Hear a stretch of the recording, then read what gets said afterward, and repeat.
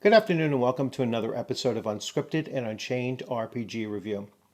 I am DM Bloodworth, and as you can see by the graphics, I'm making my return to taking a deeper look at Advanced Dungeons & Dragons First Edition, and then answering the question, why is it still so playable today? And this is part 9 of the series, and I'm taking a look at the Dungeoneer Survival Guide. So, the Dungeoneer Survival Guide, which I have here, is you know is a beautiful book. I mean, as far as the cover art is concerned, and the writing is by Douglas Niles. So this is the first of his additions to the Advanced Dungeons and Dragons First Edition series, and so that alone makes it an interesting read because you're looking at another designer's perspective into the game as well. And what the Dungeoneer's Survival Guide does is that it introduces a number of skills and layers of explaining how dungeons work, whether they're man-made dungeons or natural cavern systems and such, and just the multiple layers of both description and impact on gameplay that is introduced here is really to a whole new level of immersion into the actual environment for the players to experience and for the dungeon master to craft for their exploration. So I'm really excited to talk about this particular book because we certainly used it back when it first released, and we didn't take it as a whole. We took parts of it because there are many rules in here, but they're all obviously you pick and choose what you want to use. You could use them all, or you can just use a handful. Excuse me. Which is another thing that you know, Advanced Dungeons and Dragons First Edition. There is the common criticism that it was just such a crunchy system. And there were tons and tons of rules, tons and tons of charts and graphs and all kinds of things. If you tried to use it all, you would probably drive yourself nuts trying to just keep track of everything. On the other hand, and as a positive of that same thing, they virtually have a rule for everything. And there's a quality of gaming to that,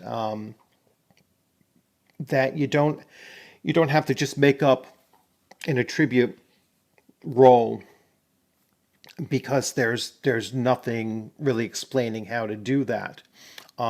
Here, they really do take a step in answering, how to do that or how to think about that. So, without further ado, I'm going to jump right into that. Let me just look real quick, and that's not important. So here is the PDF, and once again, I've said it before in my other videos. Yes, I have all the PDFs of everything, but I have PDFs of everything that I actually own the physical copy of. So I have no problems with having the PDF and having the physical copy and using the PDF for either play or for doing presentations like this. It just works a lot better than trying to flip through the book. But I will give you a good look at the book afterwards. But anyway, so here we go. So once again, this is a 130-page supplement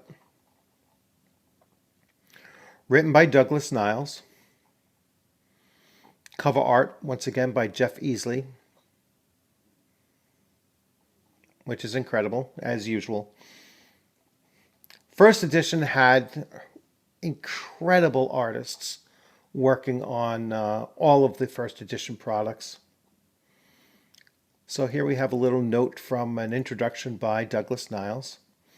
It gives me a feeling of great satisfaction to complete this addition to the AD&D game system. After many months of design and development, the project is finally nearing the end of a long production process.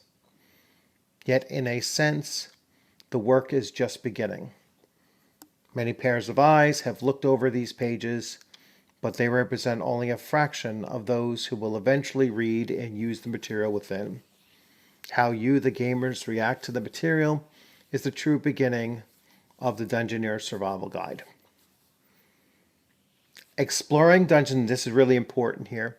Exploring dungeons, caves, and caverns has always been my favorite part of the AD&D game.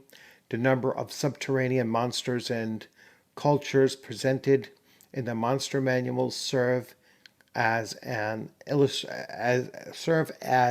ample illustration of the importance of this environment to the game as a whole. Yet many questions have lingered regarding play in these regions of eternal darkness. Welcome the opportunity to answer some of these questions in this official volume. All right, and he goes on to talking about the various cultures and everything that can be encountered in there. But my biggest take from this is the environmental considerations of just being in a subterranean environment and how that kind of takes a life of its own to guide adventure. And so that's how I look at this book, and that's what I'm going to focus on. So Mike Brault also comments, both danger and the opportunity await in the endless realms beneath the Earth's surface. This rulebook not only explains the details that make dungeons come alive, but covers the full gamut of natural and artificial underground formations. AD&D writers, they spent a lot of time researching, the books before they wrote them down. They really went into a lot of complexity in that research to produce a product that is almost a simulation, if I'm explaining it correctly or describing it correctly. But let's further go on. So here we have the table of contents. I'm just going to jump through this really quickly. So the survival guide, what is it? The mysteries of the Underdark, the underground play, denizens of the Underdark, having underground campaigns, how to use this information. Then there's an overview of the Underdark. Then there's movement rules for underground play.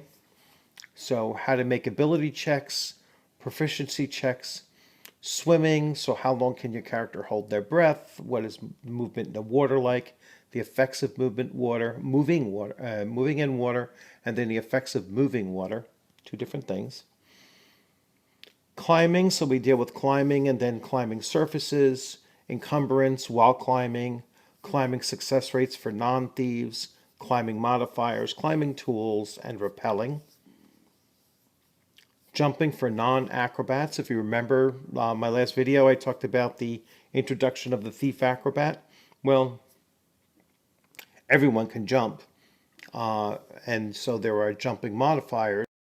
This is for specifically non-acrobat characters. Using rope. Crossing a chasm on a rope, swinging across belays, and roping together. That actually came up in my last adventure where we, decided that we were going to, tie a rope and link us all together. And this would be an important rule to have taken a look at while we were doing so. Bridges, both permanent and impromptu bridges. Falling, the expanded rules for falling, so stopping a fall, landing, sliding down slopes which could still cause damage, and that reasonably so. Spelunking, the tight squeeze, excavations, rubble, and solid barriers, fatigue and exhaustion. The effects of it in the underground setting might be different than what you'd experience above ground. Movement on slippery horizontal surfaces. Non-weapon proficiencies, construction time, artisan, craftsman, and other NPCs, optional bonuses, craftsman proficiencies, adventuring proficiencies, and experience points for those proficiencies. Combat rules underground. And you have all the various things from grabbing the enemy to fighting in water, fighting in narrow passages, fighting in darkness, spellcasting in darkness, rules for mounted combat, I guess underground, which would be interesting. Kind of cramped in there, but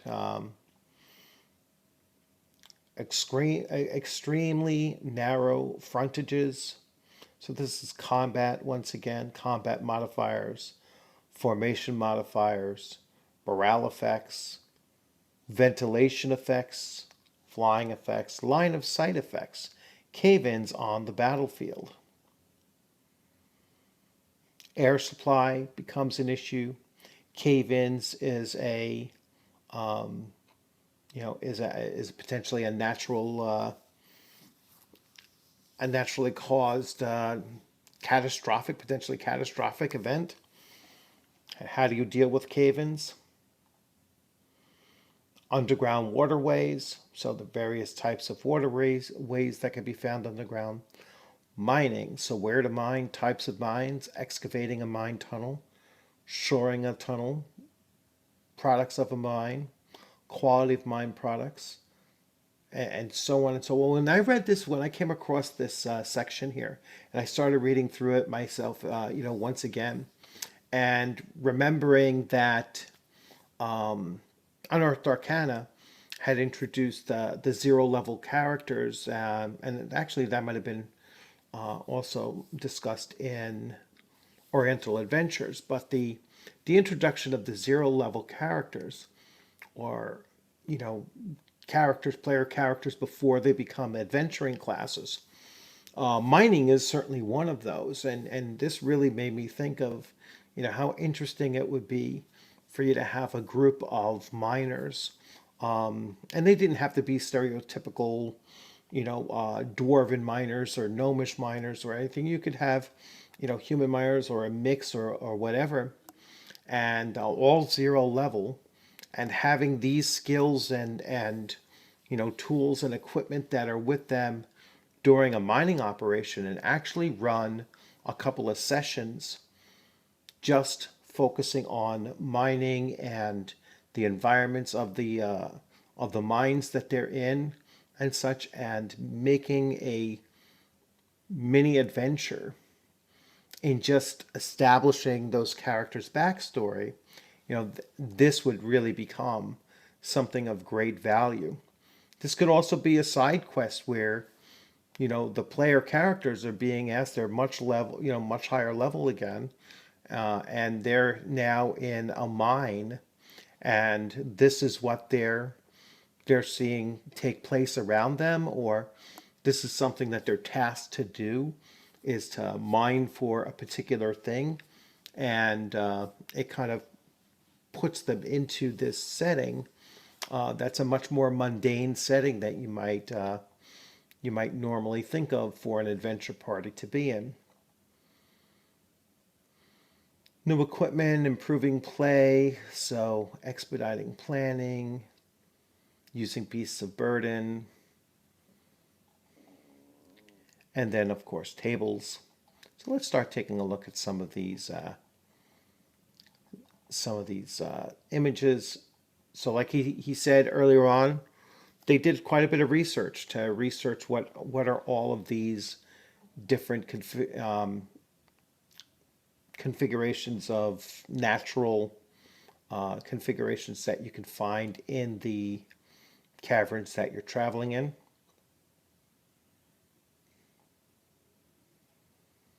We have lava, geothermal, unnatural underground locales, such as dungeons,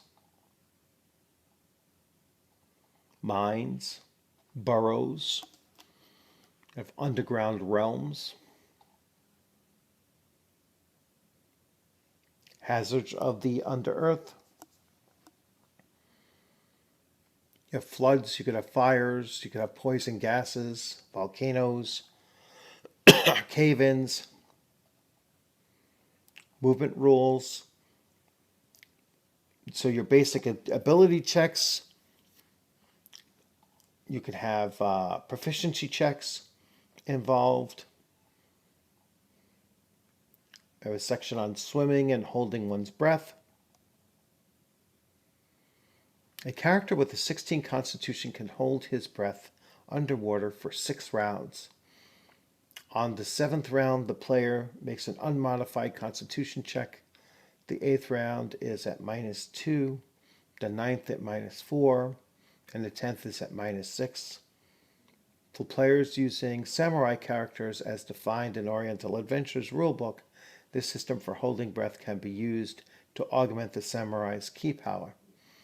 A samurai can elect to hold his breath according to the rules explained in Oriental Adventures, or he can use this procedure and add 1 round to the duration determined.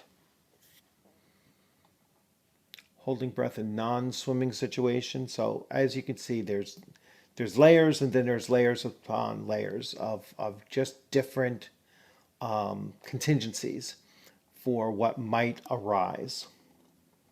And it's really up to the DM how much detail do they want to put in for these things, such as like climbing rates, and maybe it's an important story element that a particular player character rises above the summit of a cliff face first, and perhaps the conditions were slated where it makes it more likely who might be that one that crosses over first.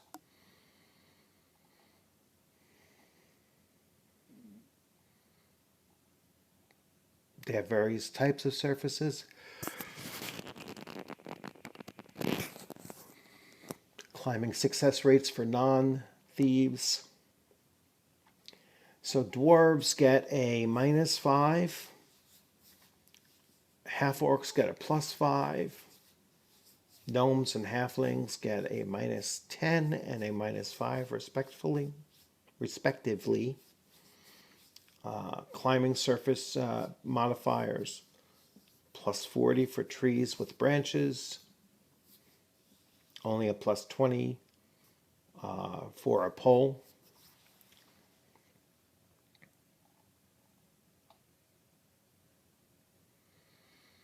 Grappling successes, trying to climb these various types of structures. Rappelling,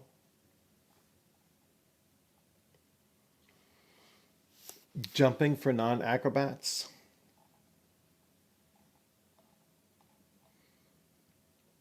thrown loop ranges, basically like a lasso. How far can you throw a lasso? 90 feet's far. Jeez.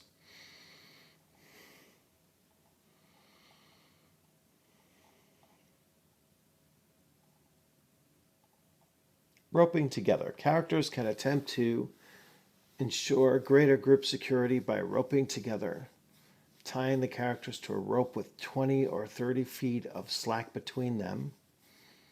The party that is roped together ensures that no single member will suffer damaging fall. Oh, sorry about that. However, the group takes the risk of all members falling together.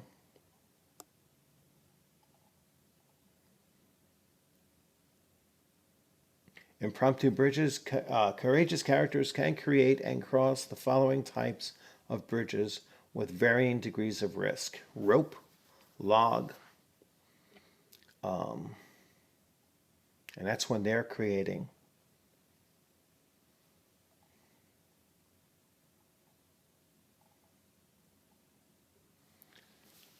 Falling rules expanded, so now you could stop a fall or potentially stop a fall.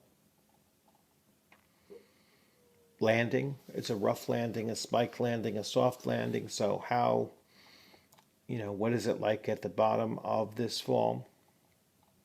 Sliding down slopes.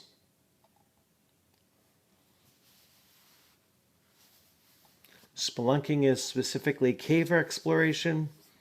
Can be useful to any characters who have to crawl around in narrow spaces underground. The tight squeeze, and so on. We talk about the effects of fatigue.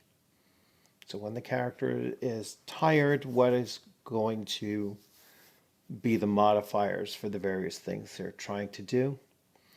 You have movement effects of the darkness. You have, obviously the visual effects of being in total darkness as well. So proficiencies. So the character proficiency, so they'll get a number of these non-proficiencies that they can draw upon.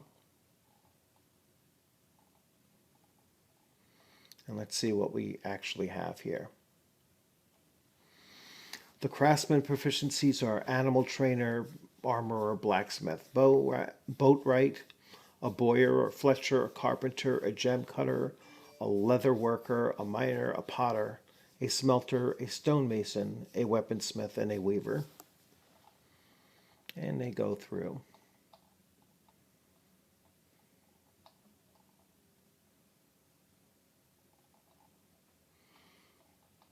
Now, I recently read a comment about first edition where the commenter said that the introduction of Unearthed Arcana was kind of like the turning point for first edition, and everything, in that person's opinion, was downhill from there.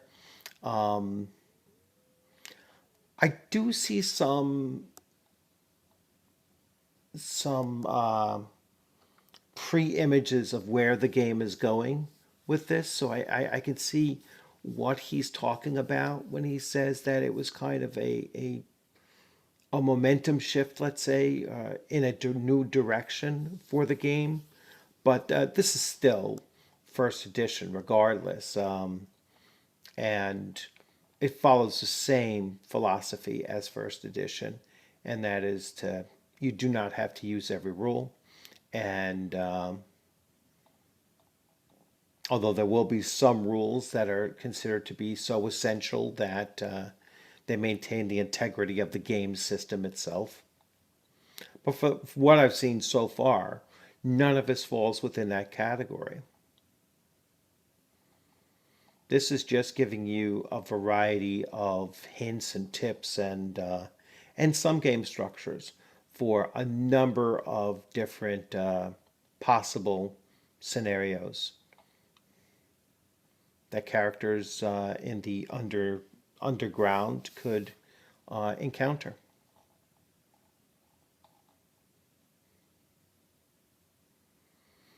Line of sight is discussed. The underground environment, you have air supply, duration. So how long will you last with no ventilation at all? Fire and smoke inside a dungeon or cavern, or poisonous and noxious gases, ventilation and its effects, odor detection,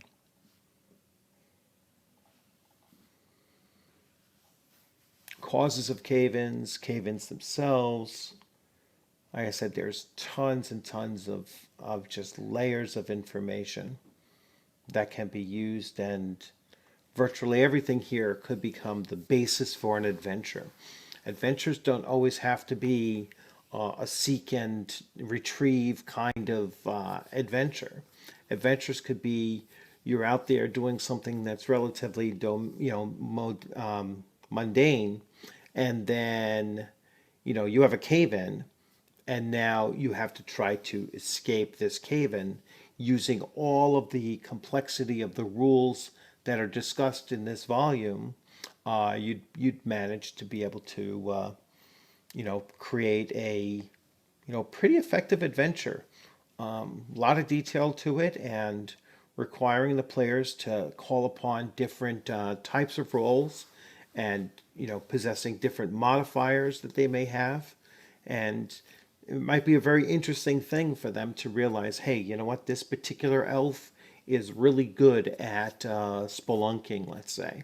And so that player character would be called upon to do that more often than not.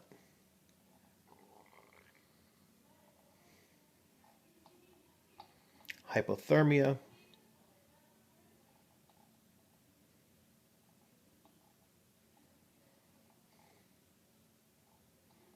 So just tons and tons of information. I'm only 47 pages through. You've already seen how much information this book has delivered so far. Collision probability, mining. So where is the mines at? So types of mines. Excavating a tunnel mine. Mining rates. So how long does it take for these character races of the miners to extract rock?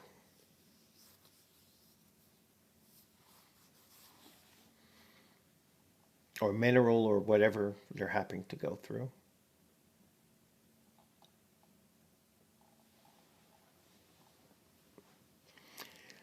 Gemstone chart.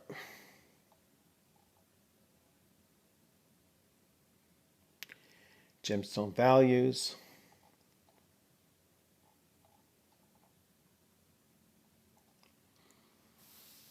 That's the same thing for ore. So now once you've pulled ore out of the mine, what are you going to do with it? Well, there's smelting now, and that's added, or finishing the stones up before they're sold to in the market, or to a broker for those materials. Hiring and loyalty, so that comes into play. Natural hazards of your underground places. So here we have equipment and equipment costs. Equipment for proficiencies. So each of those proficiencies has a set of equipment that is associated with it.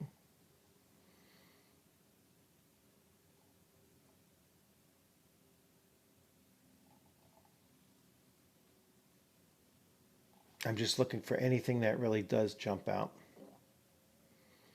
A collapsible boat for transportation equipment.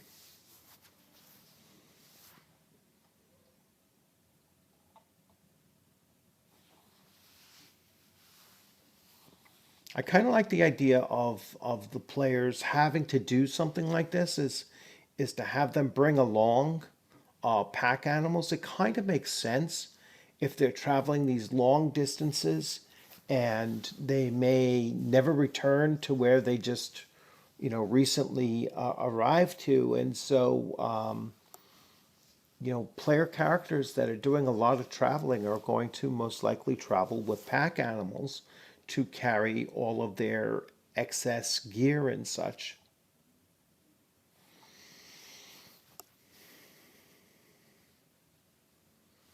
So using the beasts of burden for those purposes, mules, and they go through a whole section.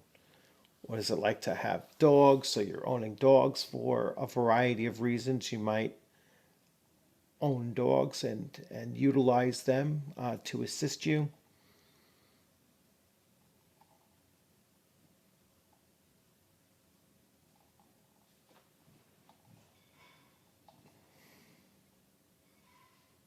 Languages of the Underdark. So we're starting to mapping techniques, teaching a player how to do the mapping for an underground realm is a lot different than what they might be using with a pre-designed dungeon that they're going into with smooth walls and such, much easier to map out on a grid.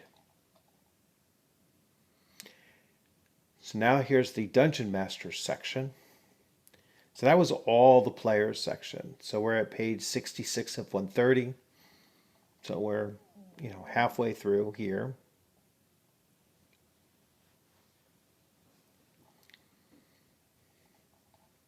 And this is all notes, a mighty word wall there. All notes for the DM on how to create a brief history of the underground cultures, so how to integrate that into their overall storytelling. The geography, domains, and the 3 dimensions. So you have surface, right? You have surface terrain. You have the temperature, humidity, size, the origin of the caverns or whatever you happen to be, access and egress. How are the characters getting in? How are the characters getting out? Not necessarily the same as getting in if you're looking to get out. Theories on the nature of the Underdark. The hollow earth theory, the isolated pocket theory, partially connected theory, the Swiss cheese theory.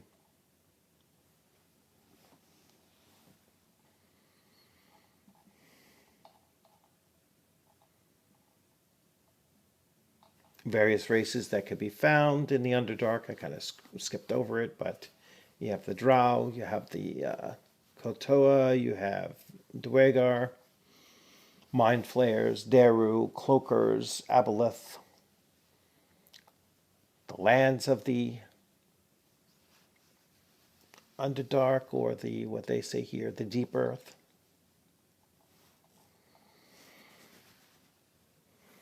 And they start showing you the layers of the land.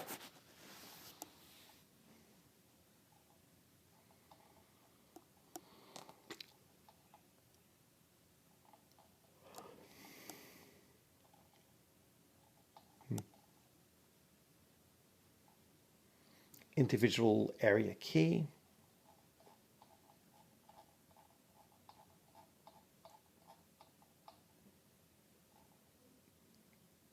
Really good art on the inside, as well as the cover.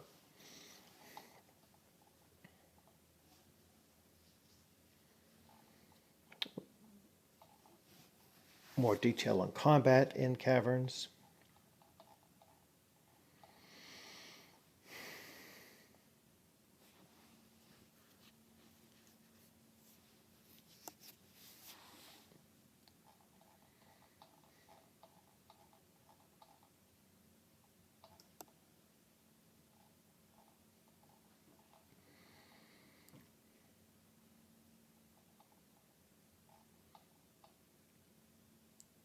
Like I said, so much information. It's unreal how much is packed in here.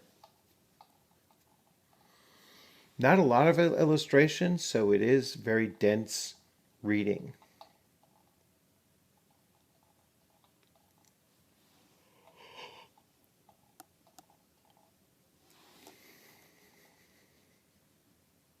So this section here is on how to write adventures for this setting, what story elements you can include.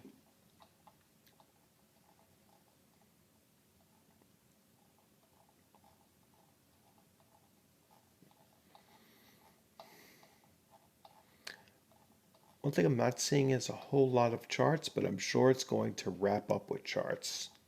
Pretty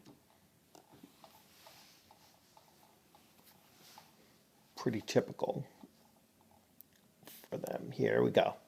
Compiled tables. So here, if you're using a DM screen that has interchangeable compartments where you can, have a regular plastic sleeve, and then you can take one chart out and stick another one in. Let's see how many charts you would need to implement all of this. So far we're up to 2, 3, basically 3. So 3 charts, that's all you'd need to include everything. And there we go. So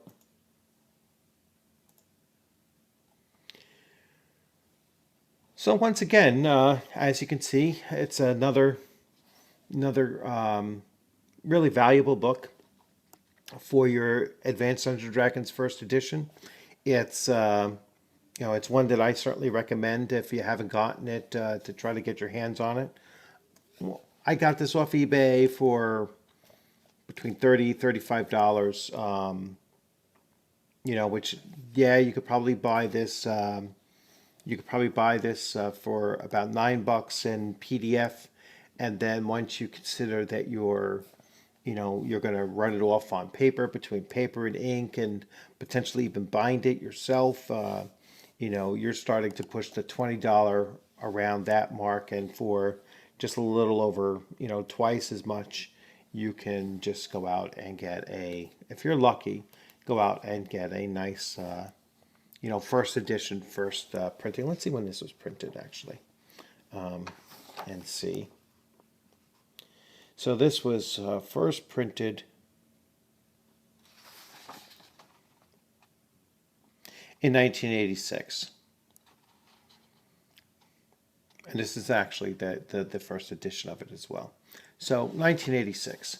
So I played AD&D for possibly another 2 years after this book came out, before I stepped away from playing most games and entered the military in 1990. So I moved on from my player group. Actually was away for 6 months, and when I came back, it was picking up on a different college campus and such. So it was always moving around quite a bit, and never really got back to gaming for a number of years, but mostly just did video gaming on either the PC or consoles.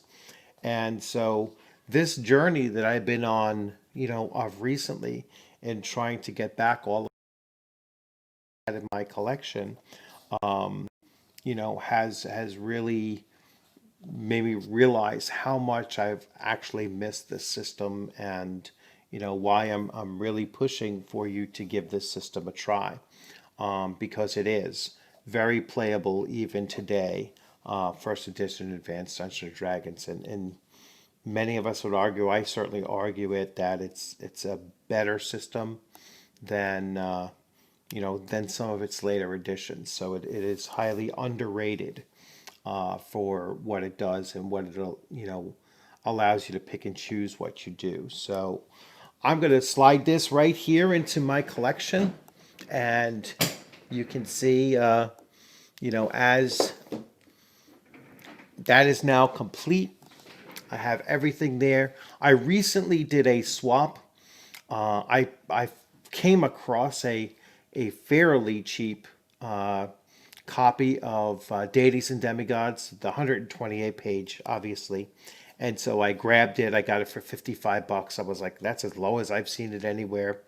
And now I'm looking to resell my my Legends and Lore, which was a beautiful copy. And if it doesn't sell, then I'm happy to keep it, because it is in near mint condition. But I do think I have a buyer where I'll recoup some of the money that I spent on that along with this here. But I'm just glad to have the first edition set complete now, and I could start looking for other games to get my hands on back from the early to mid 1980s. I'll probably start looking at Call of Cthulhu 3rd edition. I think is around the edition that we picked it up for. So once again, thank you for joining. I hope you enjoyed this video. If you have any questions or comments about the Dungeoneer Survival Guide, please feel free to leave those in the comments section. If you like this video, please give it a thumbs up. If you hadn't subscribed, The subscriptions have been rolling in for the channel. Did this last month has been my record month with around 90 new subscribers. Less than 90 more, and the channel will hit 1,000, and I'm really looking forward to that because I'm going to give away, quite a number of of prizes or rewards for being a subscriber to this channel, and so I'm certainly looking forward to doing that. And once again, thank you for joining. Thank you for subscribing. I look forward to seeing you on the gaming screen sometime soon. I have my AD&D First Edition game, the debut of my newest campaign, beginning tomorrow. So I'm really excited about that, and hopefully we get all of the players to be able to make it. And we'll start our adventures there in the Shield Land. Almost all of them are Rangers, Paladins, and I believe one cleric. So no thieves, no magic users, but everybody is a knight of the order, or at least associated with the Order of Knights. So looking forward to that. And maybe I'll take some things from the Dungeoneer Survival Guide and actually craft an adventure specifically for having utilized that book to help create the ideas and the environment that they'll be in. So once again, I rambled a little bit at the end. Look forward to seeing you on the gaming screen. You'll have a great rest of the day. And, just keep on gaming out there. Take care.